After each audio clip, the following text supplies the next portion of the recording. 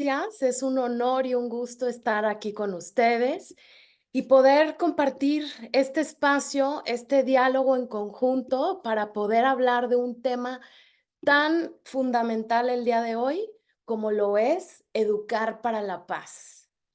Y bueno, decirles que este es un espacio de aprendizaje para mí, para ustedes, y que se sientan con toda la libertad de poder participar a través del chat. Les voy a estar leyendo, les voy a estar cuestionando.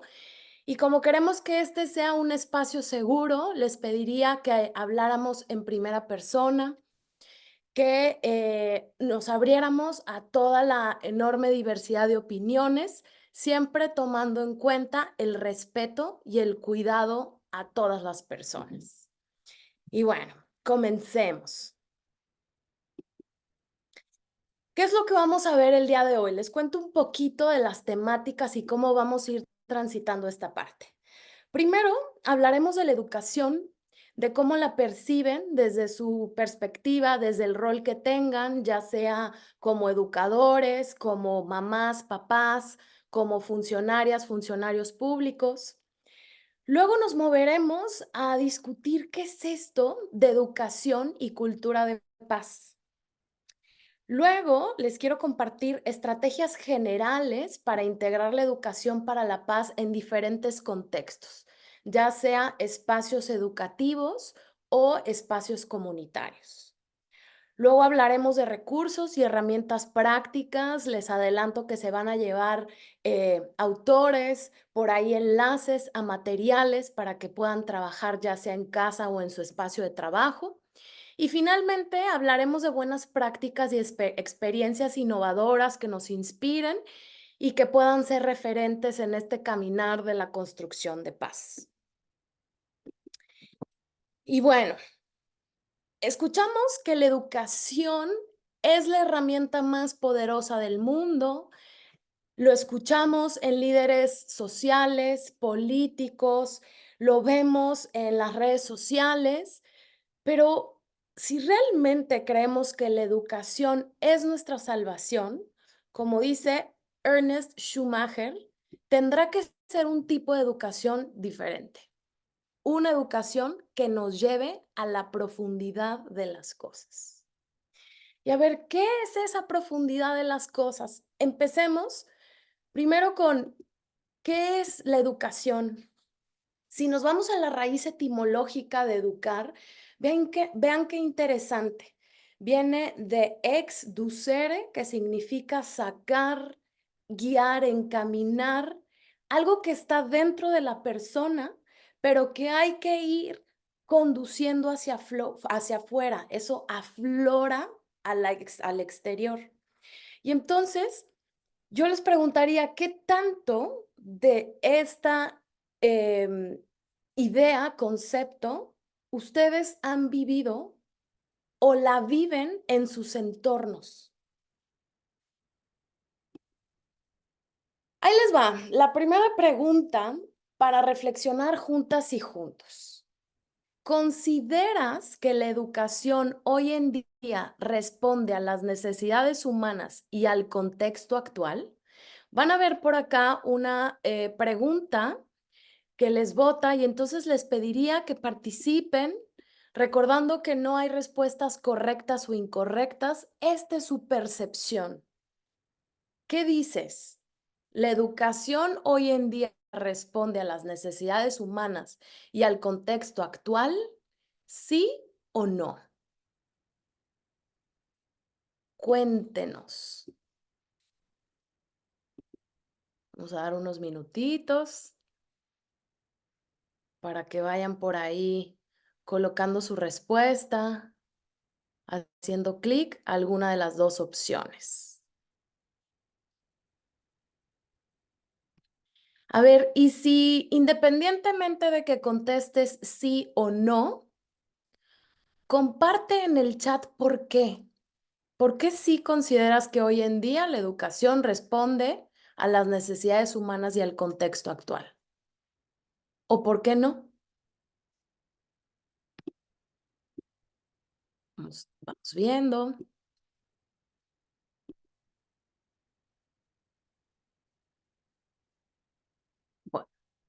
Por acá tenemos que 9 personas, el 28% considera que sí y el 72% considera que no. ¿Alguien que nos quiera compartir su por qué? ¿Por qué sí responde hoy en día o por qué no? También dependerá el tipo de educación que facilites o del cual experimentas. Por acá Alejandra nos dice no, porque escuchar a una persona en vez de construir el conocimiento entre todos. Ok, y entonces aquí nos habla de una educación que tiene que ser más participativa y que poco la vemos en algunos espacios. Por acá Carmen nos habla de que la educación depende del contexto de las familias. Algunos padres limitan a los profesores, ¿ok? Y entonces, sin duda, la educación, sobre todo cuando estamos hablando de nuestros hijos, nuestras hijas, está muy determinado por este gran triángulo entre familias o padres y madres de familia, estudiantes y escuela. Ahí hay un vínculo sustancial. María nos dice que no, porque el contexto actual es cambiante y la educación necesita flexibilizarse para adaptarse a los cambios. Por acá también nos comparten que tienen la información, las nuevas generaciones en la palma de la mano, pero no pueden discernir sobre lo verdadero o no. Qué valioso todo esto que nos comparten. Agradezco su participación. Y bueno, vamos a seguir con todo esto. Independientemente de que respondan sí o no, lo que yo hoy les voy a compartir es justamente una propuesta, pero recetas mágicas hacia educar para la paz no existen. Ya de entrada serían sumamente limitantes. Entonces, lo primero es que tenemos que hablar que la educación para la paz surge del cuestionamiento a una educación tradicional. Desde hace ya varios años, en conjunto con la ola de la escuela nueva, varios educadores como Paulo Freire, como María Montessori, como Vicent Fisas, empiezan a cuestionar la educación tradicional, hablando de que el mundo cambia, pero la estructura educativa pocas veces o difícilmente se ha transformado. Hablamos de que la escuela tradicional está inspirada en un modelo prusiano en donde lo que se buscaba era poder crear mentes para poder responder a esa revolución industrial que se estaba dando. Y entonces, desde esa visión de educación, se homogenizaba, se buscaba que todas las personas tuvieran la misma información, las mismas capacidades, las mismas habilidades, a lo que Paulo Freire mencionó educación bancaria, como si abriéramos la cabeza o como en la imagen que ven por acá, las personas abrieran la boca y se le depositara una serie de información en donde la memorización era una prioridad, el discernimiento se dejaba a un lado, la imposición y la competencia eran pilares fundamentales. ¿Qué suponía esto? Tener una visión sumamente limitante de la persona, tomar en cuenta únicamente la mente y no las otras dimensiones como lo es la parte física, emocional y trascendente. Y entonces, si realmente nos vamos a esa raíz de la propuesta de educación para la paz, es un nuevo planteamiento. Es querer comprender a profundidad qué son esas necesidades que requieren las personas, cómo poder fomentar esta convivencia mucho más armónica entre las personas y con las otras especies. Entonces, les quiero iniciar contando un cuento, bueno, una historia real. Resulta ser que hace 12 años tuve la oportunidad de la mano con hacer mi maestría en UPeace, hacer una serie de proyectos en esta escuela rural del Rodeo en Costa Rica. Nos pidieron a todos los estudiantes, que éramos de 52 nacionalidades diferentes, llevar algún juego que representara nuestro país. Y yo me llevé la Lotería Mexicana.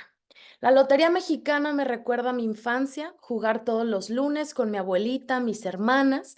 Y entonces yo con muchísima ilusión me llevé la lotería para jugar con niños de tercero de primaria, cuarto y quinto.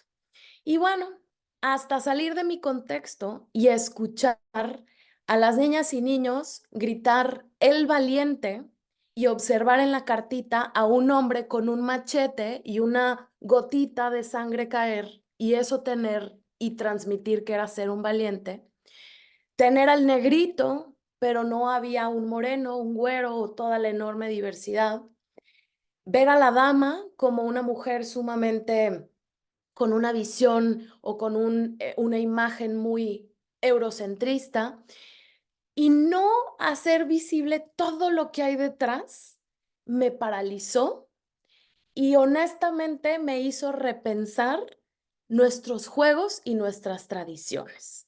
Por ello, esta fue una historia que me inspiró al regreso en México a poder crear este material que titulamos Creadores de Paz, a tomar esas lindas raíces que es la Lotería Mexicana, pero poderlo hacer desde una visión inclusiva y no violenta. Y entonces, este material es una de las muchas herramientas que hoy les platicaré, en donde nos inspiramos en el Marco Integral de Educación para la Paz, creada por Tolsuijin y Virginia Caguagas, que fueron reconocidos por UNESCO como el Premio de Educación para la Paz. Y bueno, este marco, ¿qué supone? Contempla 6 grandes pilares representados en una flor porque todos son parte de un todo y hay una relación de interdependencia. Si queremos hablar de educar para la paz, es fundamental hablar de paz interior y de todo lo que supone la gestión de nuestra salud mental y emocional. Por otro lado, el tema de justicia y compasión, derechos humanos y responsabilidades, transformar la cultura de la violencia, que está sistematizada y arraigada muchas veces en nuestro sistema económico, político, social, el tema de vivir en armonía con la tierra, el poder realmente cuestionar cómo nos relacionamos con otras especies, con el entorno. Y por último, el tema de respeto cultural, reconciliación y solidaridad, en donde aquí mismo hablamos del papel fundamental que es el perdón para poder romper con el ciclo de violencia. Y bueno, este es, reitero, un marco integral del cual se basa este material inspirado de esta historia que les conté de la lotería. Y bueno, continuemos.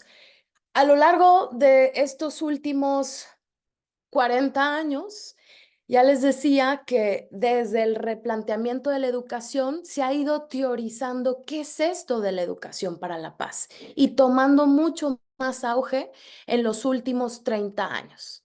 Podemos encontrar varios conceptos de educación para la paz. Yo aquí les estoy compartiendo uno de estas dos autoras, Lorena Navarro y Yasmín Ario, en donde dice, en donde contempla que la educación para la paz ya de entrada es esencialmente transformadora. ¿Qué busca transformar? Nuestra manera de pensar, nuestra manera de accionar y nuestra manera de posicionarnos ante el mundo. ¿Desde dónde? Integrando en nosotros, en nuestros vínculos y en el sistema mismo valores como la no violencia, la justicia, el cuidado, entre otros valores. Y entonces lo más sustancial es tomar en cuenta que hay parámetros, hay conceptos claves y el cómo ir bajando esto a nuestros distintos entornos. Ahí viene el gran reto y digamos la importancia de tener referentes para ver esas metodologías de cómo es que este gran concepto se puede ir aterrizando. Por otro lado, de la mano estará el concepto de cultura de paz. Y bueno, aquí también podríamos cuestionar y quien quiera compartir, a ver, ¿qué entienden por cultura de paz? Más allá de esto que ya están viendo en pantalla, ¿Cómo podrían con sus palabras hablar de qué es cultura de paz? ¿Es la primera vez que lo escuchas? ¿Ya lo has leído? ¿Formas parte de algún proyecto? Y bueno, quiero decirles que el año 2000 fue el Año Internacional por una Cultura de Paz promulgado por la ONU. Y dijeron, un año no es suficiente, vamos apostándole a 10 años. Y entonces se recreó el Decenio Internacional por una Cultura de Paz del 2001 al 2010. Se supone que todos los países miembros tuvieron que en esos 10 años trabajar duro y bonito para poder traducir todo esto en nuestro sistema educativo, también en nuestros programas sociales y políticas públicas. ¿Cuántas personas habían escuchado o conocen programas de estos en esos 10 años o después? A ver, por acá voy a ir leyendo. Jorge nos dice una cultura de colaboración con un propósito compartido. Joana dice mantener calma y evitar los problemas y conflictos por cualquier situación que nos explicaron en la secundaria para un proyecto. Qué gusto, Joana. Juan dice, respeto a los demás en todos los aspectos, qué profundo, pero también complejo. Nayelit dice convivencia de una manera armónica en un espacio determinado, ok, así como evitar conflictos y resolver de manera pacífica, fomentar actitudes de colaboración. Se repite mucho el tema de colaboración, resolución de conflictos. Por acá, evitar guerras, ser propositivos, igualdad, normalizar el respeto y la empatía. Gracias por acá por todos sus conceptos e ideas interesantes. Y bueno, más allá de que podamos ir adoptando en nuestras comunidades las definiciones y los conceptos que son relevantes para nosotras y nosotros, esto es lo que los países miembros acordaron en esa declaración. De entrada, que apostar por la cultura de paz nada tiene que ver con negar el conflicto, sino todo lo contrario. ¿Qué es lo que hacemos ante el conflicto? Y lo que invitan es que sea a través de un proceso positivo, dinámico y participativo. Y entonces, bueno, si ustedes me dicen, oye Luisa, pero ¿y nada más lo dejaron así de abierto? No, había todo un plan de acción y ciertas cosas, pero de manera muy honesta, lo que vemos es que hay una gran brecha entre la teoría y la práctica. Por eso es fundamental que como ciudadanos, ciudadanas y ciudadanos nos podamos informar y que más allá de lo que hagan nuestros líderes gubernamentales, esta información es elemental para vivirlos en esas células y en esos grupos de personas de los cuales somos parte.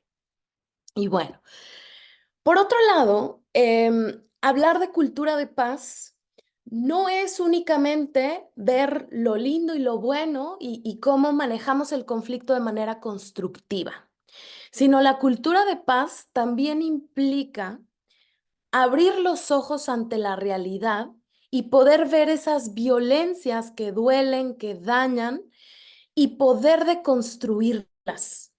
Sí, estamos rebasados, sí, es mucho lo que escuchamos, pero no perdamos de vista que detrás de esas violencias directas que son cuantificables, número de homicidios, de feminicidios, de muertes, también hay violencias culturales y estructurales que tenemos que analizar en conjunto para romper con este ciclo de violencia y verdaderamente desde ahí trascender y transformar los conflictos y hacer visibles las paces. Todo esto a través de qué? De potenciar mediaciones, digamos así, programas, formaciones, espacios de paz, todo ello que nos permita justamente navegar este proceso. Y ustedes dicen, bueno, ¿y estas palabras que están alrededor, qué rol juegan? Pues es que son parte de nuestra realidad, en donde la realidad es compleja, conflictiva, existe el orden y el desorden y la incertidumbre. Después de la pandemia que transitamos, nos queda más que claro que certezas absolutas no las hay. Y entonces, el proceso de construcción de una cultura de paz es un proceso constante y continuo. Alguien que les diga, ya con esta formación, este título que tengo, este doctorado, maestría, curso, ya aquí ya la hice, ya soy un creador, constructor de paz y ahí quedó. No es así. Esto es una constante de vida. Ojalá que esas violencias cada vez tengan menor intensidad, que cada vez los conflictos sean más abiertos y que podamos abordarlos desde vías no violentas y que a pesar de lo mucho que suene la violencia, las paces sean aún más visibles. Y bueno, compartirles que este diagrama es de uno de mis grandes maestros, Gerardo Pérez Viramontes. Y pues bueno, sigamos.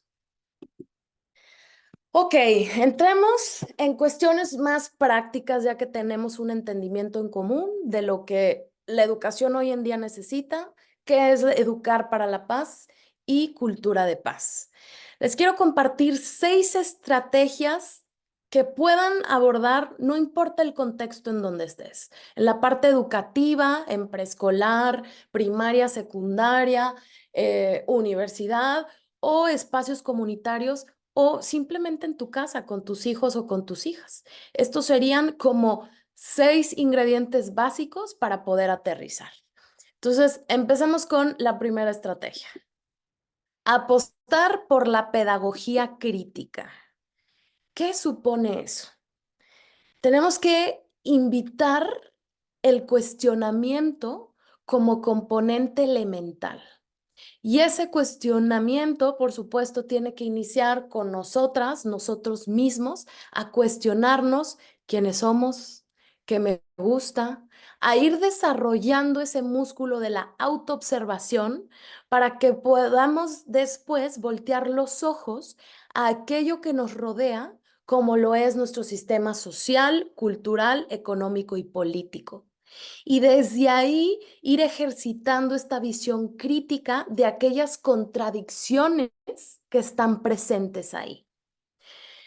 Eso va a estar impulsado o va a impulsar un pensamiento creador. Si yo únicamente soy consumidor y no me cuestiono nada, no voy a estar conectada con mi fuerza vital de creación. ¿Por qué? Porque solamente estoy comiendo la información y asimilando sin ese cuestionamiento básico. Por otro lado, la pedagogía crítica nos ayuda a ofrecer perspectivas y esperanzas ante estas acciones colectivas en conjunto que sí o sí tenemos que hacer, porque nadie se educa en aislado, sino nos educamos en comunión. Y entonces, desde esto podríamos plantear escenarios alternativos ante estas contradicciones que no están sirviendo a las necesidades humanas.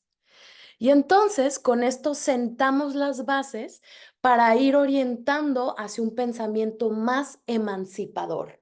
¿Y a qué me refiero con eso? Un pensamiento más allá de lo que se dice, sino un pensamiento conectado con mi propia esencia, con mis necesidades y las necesidades de las otras personas. Entonces, primero que nada, este pensamiento crítico tan elemental que necesitamos. Segunda estrategia, reconocer y desaprender la violencia normalizada e interiorizada. Esta imagen de estos lentes es muy fuerte, pero nos ayuda a dar cuenta cómo hoy en día, por supervivencia, por cuestiones de saturación, tenemos una violencia muy arraigada a nuestras tradiciones, culturas, a nuestros propios diálogos y vínculos. Y entonces, si realmente queremos apostar a formas alternativas y educar para la paz, necesitamos empezar por nosotras mismas. Y entonces nos vamos a dar cuenta que en nuestro lenguaje, en nuestra manera de ir reproduciendo estereotipos, de ir abriéndonos o no a la diversidad de opiniones o a la diversidad de gustos y de preferencias, también ahí está muy instalada una violencia cultural muy fuerte que es complejo de reconocer. Entonces, este cuestionamiento y este reconocimiento es elemental. ¿Por qué? Porque si no desnormalizamos esa violencia, lo que hacemos es seguir reproduciendo comportamientos individualistas, narcisistas e insolidarios y a seguir legitimando estructuras sumamente violentas que lo que nos llevan es a la fragmentación, a la polarización, al no reconocimiento de la diversidad humana y, en otras palabras, a un proceso de deshumanización. Entonces, por eso aquí retomo en que la cultura de paz, más allá de sonar romántico, es verdaderamente de valientes porque nos invita a quitarnos esos lentes, digamos, de no reconocimiento a esto que nos duele y que nos limita al encuentro con la otra persona. A ver, paremos un poquito aquí. Si hemos normalizado la violencia, y está tan presente en las noticias, en las redes sociales, en nuestros entornos, quiero preguntarles, ¿crees que nacemos violentos, violentas o nos hacemos? Aquí también les invito a que sean honestas, honestos y contesten desde lo que ustedes consideren. Les pregunto, ¿nacemos violentas, violentos o nos vamos haciendo? También pueden ir compartiendo en el chat su razón.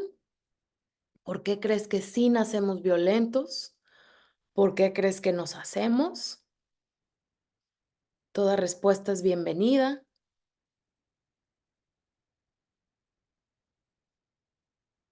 ¿Qué opinas? Bueno, vamos a ir viendo las respuestas, los porcentajes por acá. Miren qué interesante. El 11% dice que nacemos violentos o violentas. Y el 89% dice que nos vamos haciendo con el tiempo. ¿Ok? En el chat leo que dicen que es contextual, que, que los ejemplos hacia los pequeños es algo que les va por acá moldeando, que hemos aprendido a actuar de formas violentas, que vivimos en una familia y que eso hace la diferencia. Interiorizamos la violencia de acuerdo al contexto al que vivimos, ¿ok? Se aprende. Bueno, vamos, yo acá les voy a compartir una serie de información y luego ya ustedes se pueden ir haciendo su propio criterio. Resulta ser que hace ya algunos añitos, en 1989, se difundió este instrumento internacional que se llama el Manifiesto de Sevilla, en donde un grupo de científicos, psicólogos, biólogos empiezan a hacer un estudio profundo de qué pasa con los seres humanos si nacemos o no violentos. Porque quiero decirles que se creía que sí nacíamos violentos y que aparte estábamos condicionados por nuestra especie humana a hacer la guerra. Y entonces este grupo de científicos lo que hace es impugnar una serie de presuntos descubrimientos biológicos y se los resumo por acá.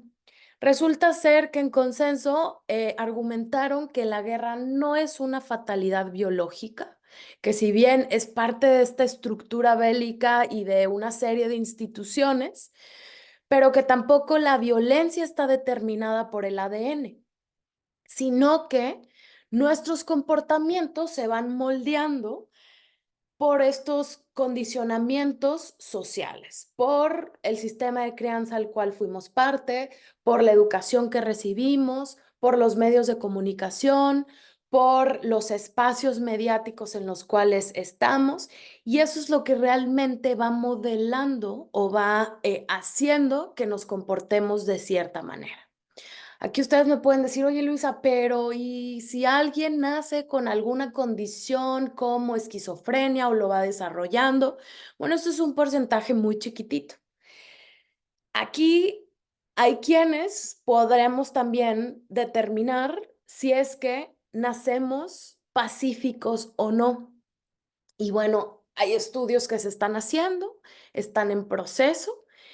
He visto algunos videos que después igual los agregamos a las notas en donde en países como lo es Dinamarca, Noruega, hay videos de menores de 0 a 3 años en donde se les está filmando y un adulto que no conoce están por ahí haciéndose como que tienen un reto y que tienen que resolverlo. Pero bueno, yo también me cuestiono si ese estudio lo hicieran con menores que han recibido abuso o que vienen de un entorno violento, si su respuesta sería la misma. Entonces, más allá de eso, quiero compartirles este diagrama que me hace mucho sentido y que dice así: ante un conflicto o ante un estado de supervivencia, hay un instinto que compartimos todos los seres humanos que se llama agresividad, un instinto de supervivencia. Sin embargo, ese instinto de supervivencia se va educando, modelando, y este puede ser conducido de manera positiva hacia la paz o de manera negativa o destructiva hacia la violencia. A ver, vamos por partes. Yo sé que esto puede romper con muchas creencias, puede sonar raro, como que agresividad no es un sinónimo de violencia. No, no lo es. Aunque a veces coloquialmente hablemos de que, ay, esta mujer me gritó, es una agresiva, o este hombre golpeó, es un agresivo. Si nos vamos, por ejemplo, a lo que nos comparte por acá Francisco Cascón, la agresividad es una fuerza vital que tenemos cada persona, esa gasolina que está internamente en nosotros y que nos ayuda a superar obstáculos y limitaciones. Y esta es neutra, se va mediatizando justamente por esos condicionamientos socioculturales, ya sea hacia un comportamiento violento o no violento. Digamos que es como si tuviéramos esta gasolina que tiene cierta intensidad y que la vamos aprendiendo a manejar conforme vamos teniendo madurez y con lo que nos va rodeando. Esto, gracias a las neurociencias, podemos dar cuenta y relacionarlos mucho con la parte prefrontal del cerebro, donde está toda la cuestión de control de impulsos y que, por supuesto, ustedes pueden decir, a ver, pero un niño, ¿cómo va a ser?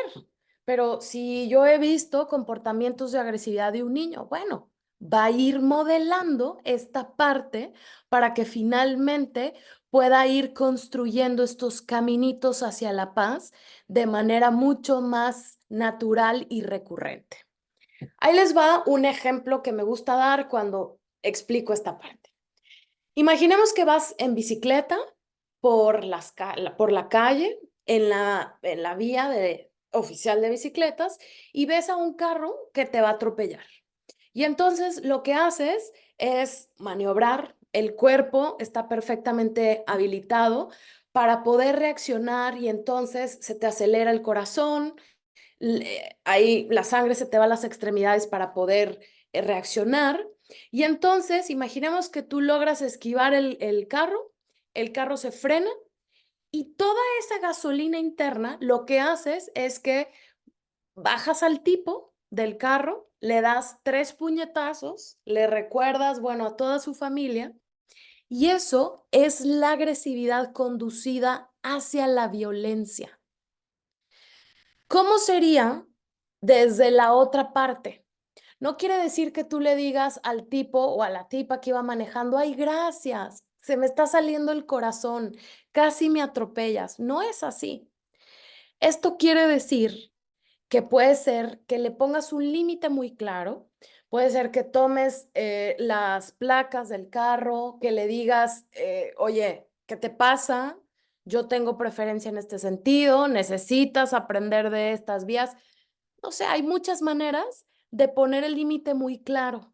Pero con esto es fundamental que aprendamos que la paz es acción, que la paz tiene que ver con hacer valer mis necesidades.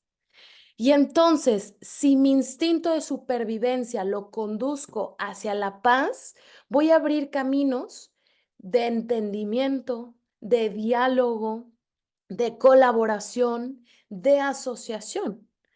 Y entonces, en este sentido, si se fijan, tanto la violencia como la paz son construcciones sociales. La violencia no surge de el fuego ni de un trueno, sino la creamos los seres humanos. Y tampoco la paz sale de los pajaritos ni de las flores, sino que es algo que construimos. Y entonces, en este sentido, hay que reconocer la gran diferencia entre la pasividad, yo no hago nada, no, pues no me está afectando, no estoy afectando tampoco a la otra persona, pero bueno, soy testigo de muchas cosas. La pasividad se parece o está más relacionada a la violencia. Lo contrario sería el pacifismo, que es esa no violencia activa puesta en marcha para hacer valer nuestras necesidades humanas. Y bueno, aquí vamos rompiendo con ciertas creencias y abriéndonos a esta información. Y bueno, continuamos con la tercera estrategia, apostar por la pedagogía del cuidado. El cuidado implica conocerme, el cuidado implica estar muy cerquita de lo que pienso, siento y de cuidar de toda mi integridad y también de las otras personas y el medio ambiente. Hablar de cuidado en un mundo en donde hemos depositado mucho de ello en cámaras, en bardas, no quiere decir que está mal, o en policías, pero el cuidado desde su raíz etimológica tiene que ver con la cualidad de tener nuestra atención en algo. Y entonces, ¿dónde está mi atención? ¿Está en mí, en los otros, en las otras, en el medio ambiente? Y les comparto esta frase que me gusta mucho, que dice así: tenemos que ir hacia climas afectivos donde predomine la caricia social. A pesar de esa desconfianza, a pesar de lo complejo que es muchas veces nada más hablarle a la persona que yo conozco, el cuidado es algo que se tiene que ir procurando, y qué mejor que empezar con estos núcleos y estos espacios de los cuales somos parte. Este cuidado implica una ciudadanía más comprometida, responsable e interconectada.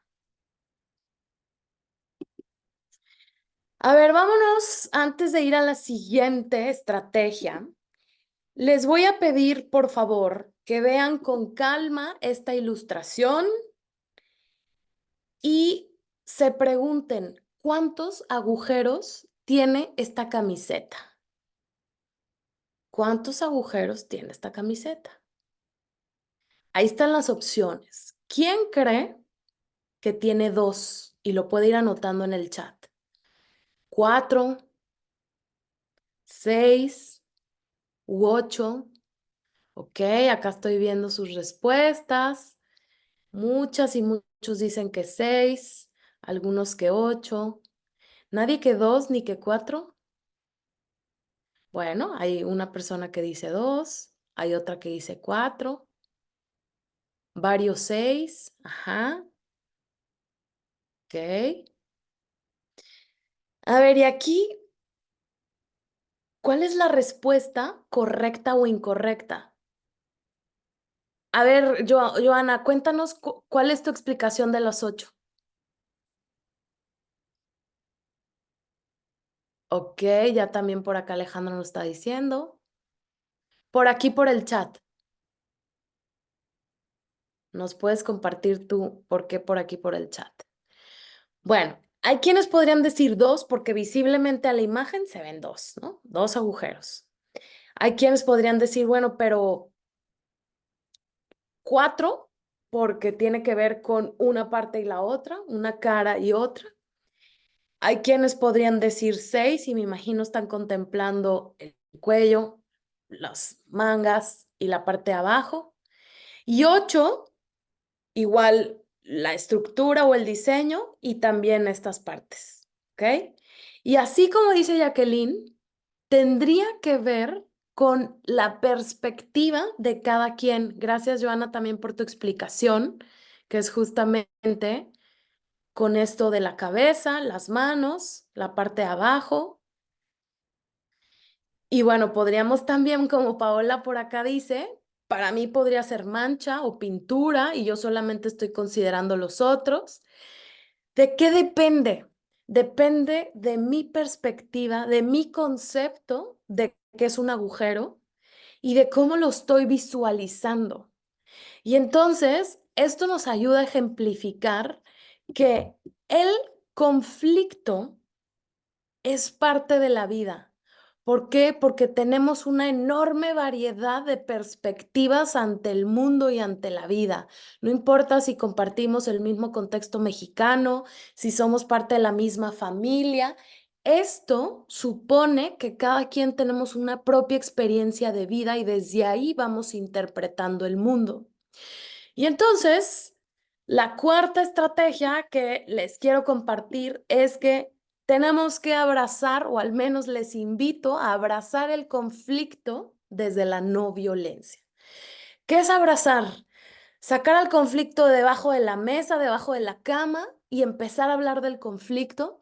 Puede ser que yo les pregunte, a ver, ¿cuántos o cuántas de ustedes en primaria, en secundaria o en bachillerato tomaron alguna clase acerca de resolución o transformación de conflictos? ¿Cuántos o cuántas de ustedes en casa se hablaba abiertamente de que se podía estar en conflicto con mamá o con papá? ¿Quiénes en las escuelas, en su vida escolar, era válido poder entrar en conflicto con el maestro o la maestra? Pocos, al menos en mi experiencia o con la gente que me he platicado. Y entonces, si decimos que el conflicto es parte de la vida y es un dinamizador, es fundamental poder abrazarlo, tener una perspectiva de él un poco más constructiva, aunque nos cueste y nos implique una tensión cuando hay ese choque, esa disputa que es el conflicto. Conflicto no es igual a violencia. De nosotros depende, como lo vimos en el esquema hace rato, que ante un conflicto podamos actuar de manera deconstructiva o destructiva hacia la violencia o de maneras constructivas, que es ahí donde tenemos que trabajar aún más para hacerlas visibles, esas vías creativas y menos violentas. Y entonces, váyanse cuestionando qué tan abiertos están al conflicto. ¿Qué tanto permiten que sus estudiantes, sus hijas e hijos puedan estar en conflicto con ustedes y que puedan dialogar y apostar por un entendimiento o simplemente poder hablar y decir, sí, tenemos visiones distintas que se contraponen y así vamos a coexistir? O podemos encontrar también vías de entendimiento. Entonces, bueno, hay muchísimas habilidades de las cuales nos pueden ayudar para abrazar el conflicto. Cuando veamos recursos y herramientas prácticas, hablaré de algunas de ellas. 5, apostar por la pedagogía de la autonomía. Y esto puede ser desafiante para muchas y muchos que somos educadores, porque pedagogía de la autonomía, sí, invitar a que mis estudiantes o mis hijas o mis hijos puedan valerse por sí mismos y que puedan aprender a resolver los conflictos o los desafíos que van a ir enfrentando ante la vida. Y bueno, no se asusten, para eso también hay que ir dando cuenta de la edad y del contexto en el que están. Desde ahí, por supuesto, vamos a ir dando mayor espacio a esa autonomía. Pero el día de mañana, si queremos ciudadanas, ciudadanos responsables, que se valgan por sí mismos, necesitamos trabajar la autonomía desde las primeras edades. Y eso supone un ejercicio de la libertad con responsabilidad. Esa libertad del cual es parte de nuestra dignidad humana y que entonces ser autónomos es un músculo que se va trabajando. Bueno, y también hablaremos de un poquito más de herramientas de cómo irlo viviendo. Apostar por una educación emocional como sexta estrategia. A ver, está ahora muy en boca de muchos espacios de discusión la importancia de gestionar todo nuestro mundo emocional. Y aquí también, sí, con las infancias, la adolescencia, pero yo también les invitaría a que tanto nosotras y nosotros mismos como adultos hemos trabajado esta educación y gestión emocional como parte de la vida. ¿Qué tanto legitimizamos todo tipo de emociones? ¿Qué tanto nos permitimos sentir tristeza, enojo, frustración? ¿Les permitimos a nuestros hijos o hijas o estudiantes? ¿Cuánto lenguaje emocional contamos? Porque si cuando nos preguntamos cómo estás, nuestra respuesta inmediata es bien, mal, como dirían en ecología emocional, que es un modelo que ampliamente les recomiendo y que surge por acá en España y que ya hay varias instituciones en México que la trabajan, que dice así: lo que no se puede nombrar difícilmente se puede gestionar. Si yo estoy aquí experimentando algo, pero no le puedo poner nombre, difícilmente puedo transitar esa emoción. Y bueno, hay muchísimas herramientas, pero una de ellas que hoy en día también a partir de las neurociencias nos ayuda a entender la importancia es trabajar la corporalidad. El cuerpo, antes de la propia mente, nos va hablando de esas emociones, de esas sensaciones, ese lenguaje corporal, que después entonces nos podemos llevar a la parte cognitiva para ponerle nombre. Podríamos también hablar de esa pausa tan importante y de estar en el presente, lo tan conocido como mindfulness o atención plena, para poder desde ahí optar por alternativas más calmadas y no violentas. Y por último, les pongo esto de gestionar la incertidumbre y la frustración, porque hoy en día, en esta era de la inmediatez, esto es un reto que tenemos adultos, jóvenes, adolescentes y niñas y niños, que es poder gestionar, navegar con la mejor actitud esta incertidumbre que es la vida y que nos puede generar alguna frustración.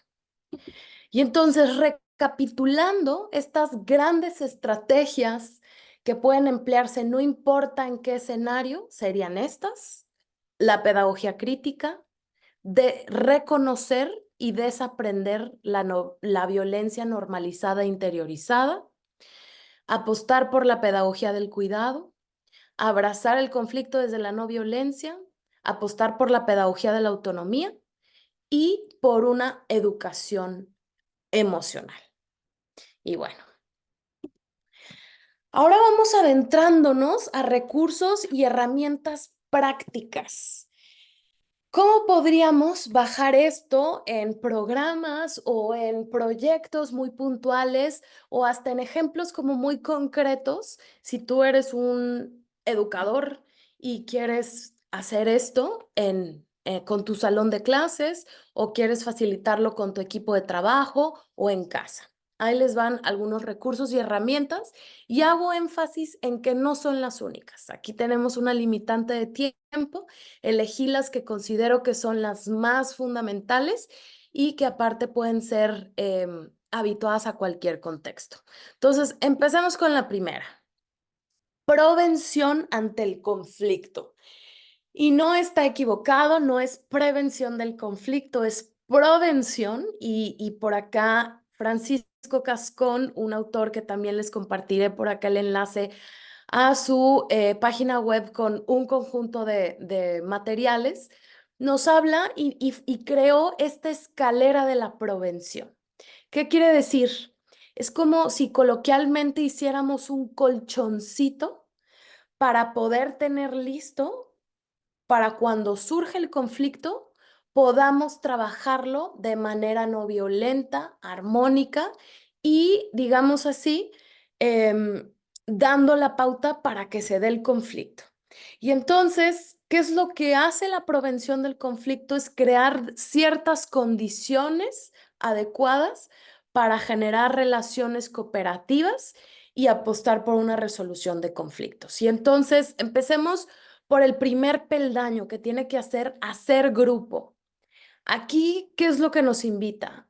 Primero, a conocer a la otra persona o a las otras personas, a generar un aprecio, confianza, y no solamente al inicio del ciclo escolar o cuando tu hija o tu hijo lleva algún amiguito nuevo o a tu equipo de trabajo llega una nueva colaboradora, sino este hacer grupo de manera constante, el poder generar ese conocimiento y ese aprecio. Porque una vez que se tiene este primer peldaño, va a ser mucho más sencillo apostar a una comunicación efectiva y a poder practicar el consenso. Detrás de ello, hay muchas habilidades para trabajar esa comunicación efectiva. Aquí algunas nos enuncia la escalera, como es la precisión del lenguaje, la escucha activa que tanto requiere hoy en día y que más allá de solamente estar intercambiando información, estar abiertos a esa escucha empática y activa, a tener muy claros cuáles son esos canales de comunicación y a una toma de decisiones en conjunto. Una vez que esta comunicación ya está algo cimentada, nos podemos entonces apostar a esta cooperación, que lo que buscamos es que sea un estilo de vida, que realmente sea algo que se ancle y sea la vía de trabajo y de comunicación y de vínculo con otras personas. Teniendo estos tres elementos o estos tres peldaños, será mucho más fluido poder ante un conflicto calmarnos, analizarlo y poder visualizar posibles alternativas de transformación. Esto no es estático, reitero, la confianza se pierde, la comunicación también con pseudoconflictos que se vayan dando, pero lo más elemental es que estos sea parte de una constante transversal en la manera en la cual nos estamos vinculando y trabajando en el equipo y en la edad que se requiera.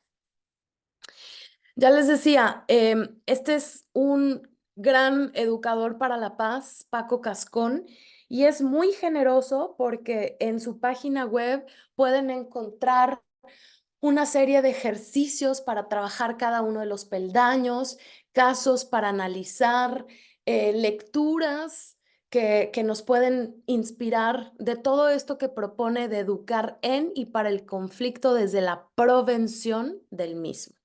Y entonces, bueno, aquí está este QR en donde pueden tomar para ir directamente a estos documentos publicados por Paco Cascón de manera abierta. Siguiente recurso, juegos cooperativos. Los juegos cooperativos son transformadores y también, no importa la edad, es más, les invito como adultos, como mamás, papás, educadores, trabajadores sociales, que trabajen con juegos cooperativos porque es una manera de conectar con nuestra primera infancia, de reconocer memorias dolorosas, de dar cuenta de cómo estamos muchas veces habilitados y codificados para una competencia exacerbada que no hace más que muchas veces separarnos y violentarnos. Y entonces los juegos cooperativos nos ayudan a ver cómo nos estamos vinculando, a hacer visible esos vínculos, esas formas y a poder replantear otras maneras.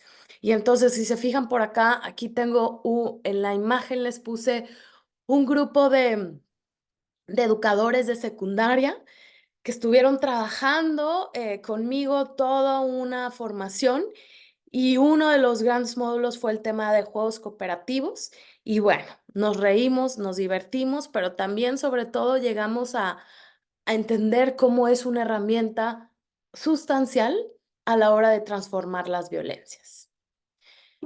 ¿Qué recursos les recomiendo? Hay infinidad de materiales en línea y también por ahí de publicaciones de juegos cooperativos. Yo del que he aprendido muchísimo es Franz Limpens. Él es belga, pero tiene muchísimos años, ya más de 30 años en México. mexicano de corazón y bueno, organiza 2 veces al año diferentes talleres intensivos de juegos cooperativos. Les dejo también por acá el enlace directo a su blog en donde constantemente está publicando estos espacios.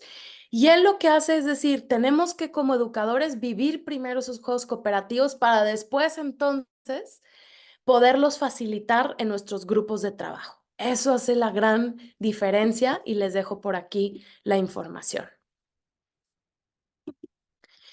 Otra gran herramienta, la comunicación no violenta.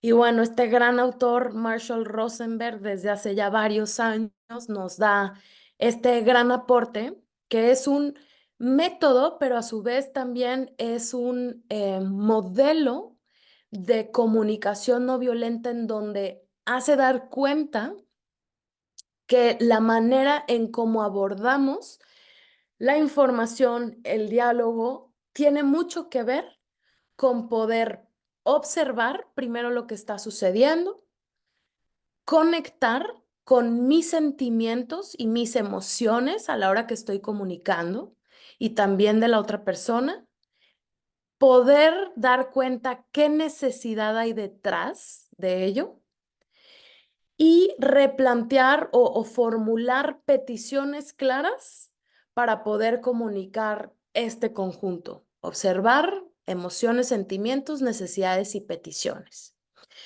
Eso nos lleva a resolver conflictos de manera profunda y a poder realmente deconstruir relaciones que no nos están llevando a ese entendimiento mutuo. Y bueno, les dejo esta imagen que puede ser que se pregunten por qué tiene una jirafa y un chacal, o bueno, parece un lobito, como títeres. Y bueno, hay toda una serie de descripción acerca de estos animales, pero si se los puedo resumir, él habla de que la jirafa es el animal que tiene el corazón más grande. Y entonces tenemos dos tipos de lenguaje. Jirafa, que es ese lenguaje más compasivo, amoroso, de entendimiento, de apertura, pero también en nosotros habita un chacal, ese animal territorial, juicioso, negado a ver solamente desde su visión. Y entonces hay un ejercicio también profundo a dar cuenta cuándo es que el chacal sale en nosotros, cuándo la jirafa toma su lugar o viceversa, cuándo pueden estar ambos por ahí. Y entonces nos lleva a esa autoobservación constante. También pueden encontrar en línea muchísima información acerca de este método, de esta herramienta clave que es la comunicación no violenta para trabajar en sus grupos, en sus contextos. Por otro lado, una herramienta que en esta construcción de paz es elemental, que son las redes de educadores para la paz. Muchas veces podemos perder la esperanza, pero cuando trabajamos de la mano con otras personas que nos inspiran, que en esa desesperanza nos dan un rayito de luz, eso es clave. También para el intercambio de buenas prácticas. Estas no son las únicas redes de educadores, son algunas de las cuales conozco y he trabajado con ellas, como lo es Serapaz, esta organización pionera en el tema de construcción de paz en México. Tienen una escuela tal cual y donde hay formaciones y comparten materiales. Por otro lado, la Fundación para la Reconciliación que surgió en Colombia hace más de 15 años, en donde tienen distintos programas. Uno de ellos, las ESPERES, las Escuelas del Perdón y la Reconciliación, que también tienen sede en más de 10 países. En nuestro país hay distintos nodos y cuentan con una metodología de 10 módulos muy claros para poder reconocer qué es el perdón, cómo juega en poder sanar y apostar por la paz. Por otro lado, está el Instituto Internacional de Educación para la Paz, que bueno, cada 2 años lo que recrean son foros y paneles en donde hay intercambio de buenas prácticas en diferentes partes del mundo.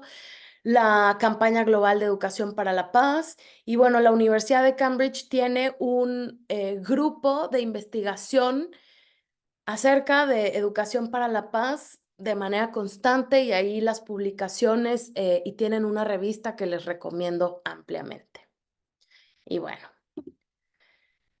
después de compartirles estas herramientas generales, vamos a entrar a algunos ejemplos prácticos y a experiencias inspiradoras. Fue muy complejo poder hacer la elección de ellas porque hay muchísimas y lo que queremos es seguir haciendo visibles, pero ahí les va algunas que tengo la fortuna de conocer.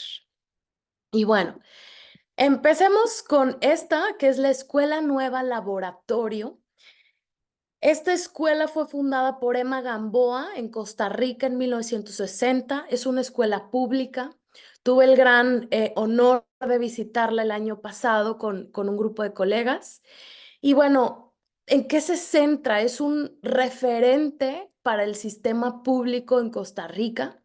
Esta gran mujer desafió todos los estándares y después de muchísima presión le permitieron poder formar esta escuela y darle el reconocimiento. ¿Y en qué se centra? Se centra en la libertad con responsabilidad de niñas y niños, en su desarrollo integral y en cómo esto tiene que ver con su vínculo con la naturaleza y con la vida. Esta escuela, sí, a pesar de ser pública, tiene una reserva ecológica dentro de la escuela. Los espacios son sumamente abiertos para que esa participación y esa democratización de la voz se dé. Trabajan de manera disruptiva en cuanto a la currícula. ¿Por qué? Porque trabajan en base a proyectos y lo que van dando cuenta es qué interés tiene el estudiante y desde ahí gira en torno a los proyectos. Por otro lado, hay un vínculo muy claro hacia el agradecimiento y entonces en sexto año cada grupo tiene que hacer un proyecto en agradecimiento a su escuela, algo que beneficie a la comunidad y a su escuela. Y entonces, pues bueno, quienes tengan más dudas o quieran conocer esto, porque reitero, es una escuela pública, pueden encontrar ahí unos videos e información en YouTube acerca de esta escuela Nueva Laboratorio, que ya aparte van ampliando más escuelas laboratorio en Costa Rica por el referente y los resultados que han tenido. Decirles que en los últimos años no han tenido un caso de acoso en su escuela, ¿no? Y bueno, vamos a otra historia inspiradora. Lumiar es un método que nace en Brasil hace 15 años con la intención también de transformar cómo se aprende y cómo se enseña y centrado mucho en el empoderamiento de las niñas y los niños. Este modelo está reconocido como uno de los 12 sistemas educativos más innovadores del mundo, de acuerdo al Banco Interamericano de Desarrollo. Y bueno, ¿qué es lo que lo hace distinto? También comparte como la escuela que les acabo de platicar en Costa Rica, el, el currículo no es lineal, sino que está en base a proyectos. El educador es un guía y el interés del estudiante es una parte central. En esta metodología también lo que buscan es poder que la persona se conozca a profundidad para desde ahí poderse relacionar. Entonces, bueno, esto hablando de escuelas primarias. Vámonos ahora a otra etapa elemental como lo es la adolescencia. Les quiero platicar de CIH, Community of Innovative Humans, que es antes el Colegio Inglés Hidalgo, que tuve la fortuna de trabajar muchos años aquí y de honestamente ser parte de esta institución que fue pionera en el tema de educación para la paz en Jalisco y en México. De entrada, entrarle por formar a sus educadores en el tema de lo que es educación para la paz y no quedarse con eso, sino poder transformarse y replantear su modelo educativo para garantizar que la manera en la cual se está acompañando a estos jóvenes les prepare y vayan construyendo ese adulto del cual van a ser mañana. ¿Cuáles son algunos aspectos de su propuesta o de su modelo? Pues tiene que ver con una retroalimentación constante, ciclos de retroalimentación en donde cada estudiante tiene a un mentor que le retroalimenta de manera académica, pero también un asesor que le retroalimenta y le acompaña en toda la parte socioemocional, porque bueno, enteramente tienen una visión integral de la persona y desde ahí también ir planteando métodos innovadores como lo es el trabajo por proyectos y ir dando cuenta cómo las generaciones de arriba pueden inspirar a las generaciones menores y desde ahí ser referentes en ellos e ir creando seres autónomos y conscientes. Ahí les va otro ejemplo que sale un poco de lo formal y nos vamos ya moviendo a ejemplos en lo comunitario. SINA, Social Innovation Academy, es una organización que fundó un compañero de la maestría, en donde en Uganda uno de los grandes problemas era el desempleo juvenil y la falta de oportunidades que había para que pudieran entrar a la universidad y desde ahí encontrar mejores trabajos. Y entonces resulta ser que, inspirado en esta gran problemática, fueron recreando esta institución e impulsando a jóvenes a convertirse en emprendedores sociales, en identificar problemáticas en su contexto más cercano y desde ahí inspirarse para crear modelos de negocio que les autoemplearan y a su vez pudieran emplear a otras personas y tener este gran impacto social o ambiental. Entonces, ahora no nada más están en Uganda, sino en distintos países de África y les quiero poner este breve video para que se den una idea de lo que han hecho.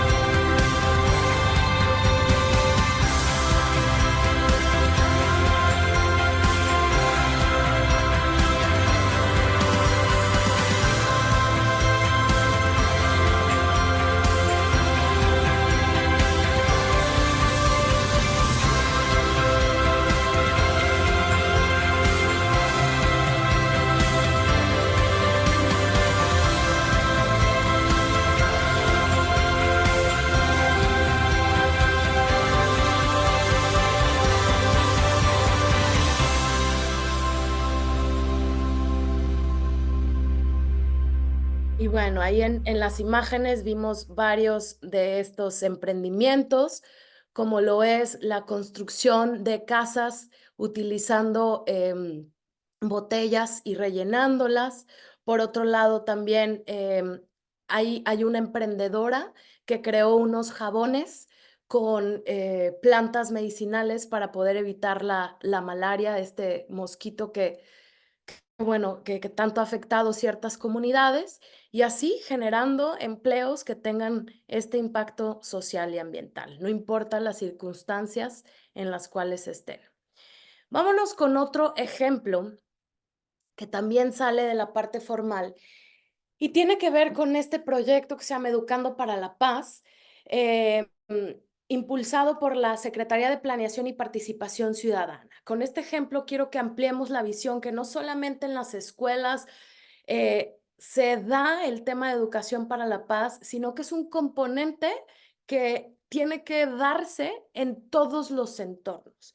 Y entonces, este proyecto consistió en dos grandes cosas. Por un lado, en el acompañamiento de jóvenes como embajadores y embajadoras de paz para dar cierta formación e impulsar esos liderazgos en sus preparatorias, secundarias, y por otro lado, el trabajo con consejos de paz, con líderes comunitarios, uno para que identifiquen qué problemáticas hay en su entorno, que podamos acompañarles en lo que son la metodología de proyectos e impulsarles para que puedan juntarse, puedan crear esos grupos vecinales y desde ahí poder vincularse con otras instancias públicas de acuerdo a esas necesidades que se tengan.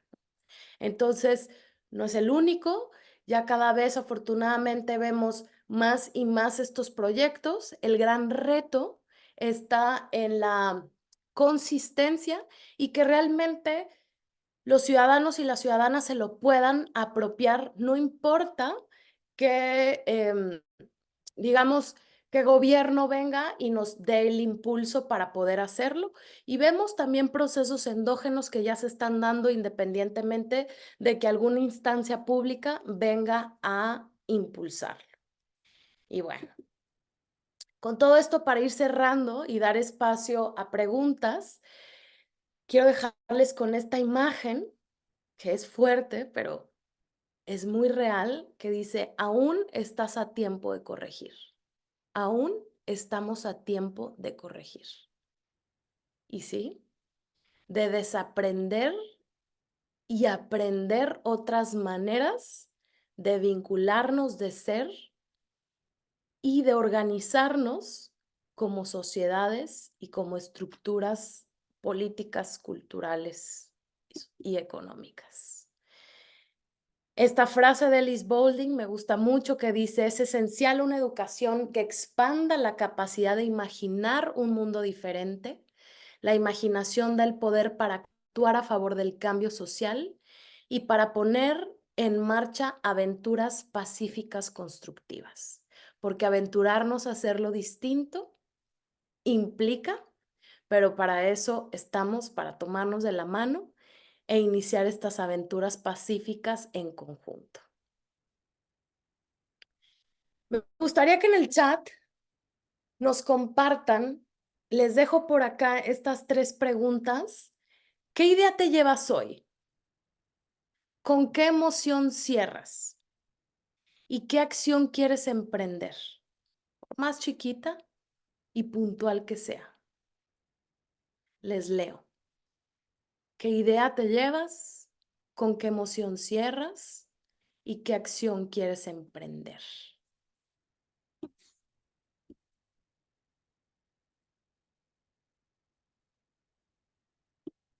¿Qué dicen?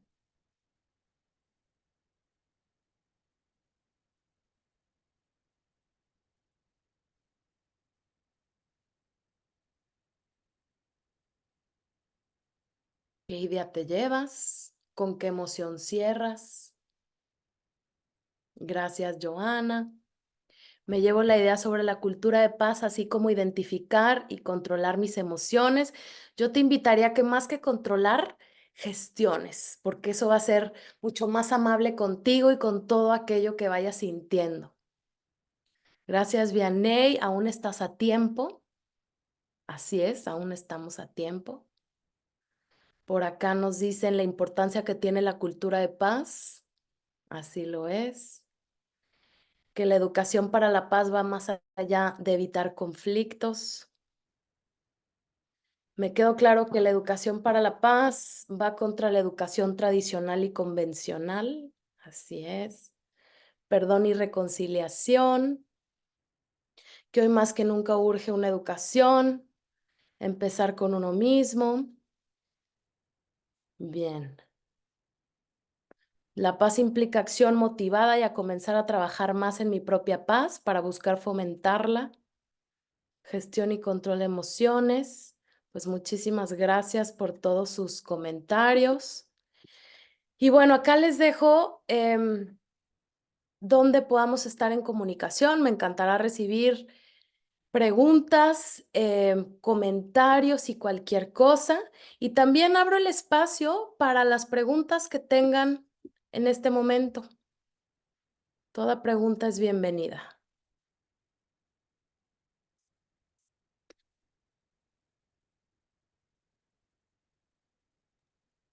Muchísimas gracias, Luisa, por esta sesión y ya como comentas, tenemos un espacio para hacer preguntas y bueno, Luisa nos estará contestando también.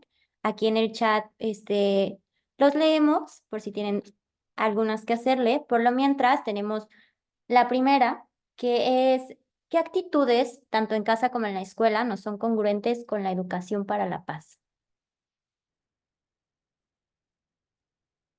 No son congruentes, ¿cierto? No, son congruentes. No, no son congruentes, sí, no son Perdón, no son congruentes. Ok, ok. Pues bueno, de entrada, yo diría que una actitud de división, ¿no? De segregación, en donde no estoy abierta a la diferencia y a la diversidad, que bueno, digamos que puede ser como la raíz o la semillita para muchas de esas violencias. Y entonces una actitud cerrada y de no apertura es lo que no nos invita a abrirnos a esa enorme diferencia que siempre estará presente, ¿no? Yo diría que también una competencia exacerbada, la competencia a cierto nivel es sana, pero cuando la competencia está llevada únicamente a siempre yo ganar y las otras personas perder, esa competencia que está muy arraigada a la educación tradicional, justamente también puede llevar a la negación de la diversidad de las múltiples inteligencias, capacidades y habilidades. Entonces, bueno, de entrada me viene a la mente esas dos grandes actitudes y dejaría una tercera que tenga que ver con una actitud de acomodación o de evasión. Si yo nada más soy testigo de la violencia y no hago nada, o yo me acomodo porque entonces la dinámica es así, es la burla, es el estereotipo, la segregación, me estoy llevando realmente a acomodarme ante lo que está sucediendo. Entonces, eso no permite que se abra realmente el espacio para que se frenen esas violencias que se estén reproduciendo y podamos construir espacios mucho más armónicos. Súper, muchísimas gracias. Tenemos otra preguntita más que dice, ¿alguna sugerencia para aplicar la cultura de paz en espacios de educación no formal como la televisión educativa?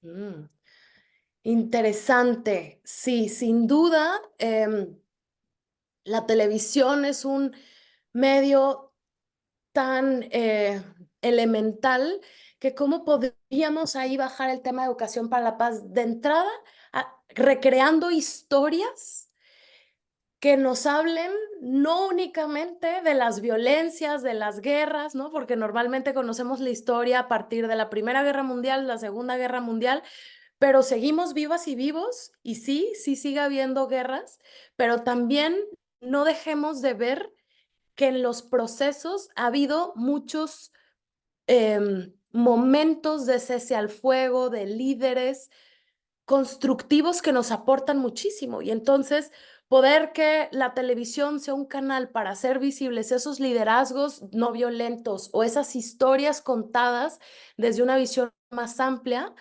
sin duda nos ayudaría a entrarlo, ¿no? Hoy en día los medios están cargados de una narcocultura muy fuerte que lo que hace es idealizar esos grupos y entonces nos hace normalizar las violencias, ¿no? Gracias por tu respuesta. Y por último, una preguntita más de Dafne Anaí. Nos dice si tienes alguna bibliografía sobre mujer y cultura de paz. Sí. Bueno, pues hay muchísima bibliografía en el tema de género y paz. De entrada, me viene a la mente una autora española que se llama Carmen Magallón, que pueden encontrar muchísimo de su información y de sus publicaciones en línea. Es una autora que analiza todo el tema de perspectiva de género y construcción de paz. Hace visible constructoras de paz en distintos entornos y contextos mundiales.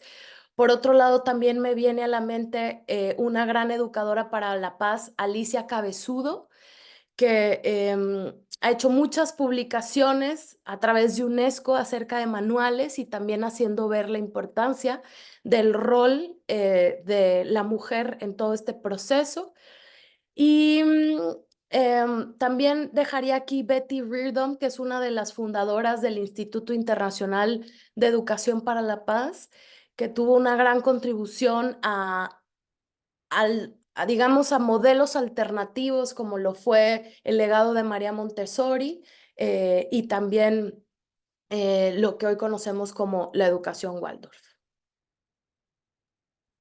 Súper. Pues muchísimas gracias, Luisa. Y queremos también agradecerles a todos ustedes por estar aquí presentes. Esta fue una sesión muy especial, pero sobre todo esencial. Muchas gracias por asistir y por su tiempo. Les compartimos por aquí nuestras redes sociales y también les haremos llegar una encuesta de satisfacción a sus correos. Una vez que la hayan contestado, van a poder obtener los materiales de la sesión, tanto el video como los materiales que Luisa nos compartió el día de hoy. Muchísimas gracias, Luisa, y nos vemos en la próxima sesión de webinars, que será el próximo mes.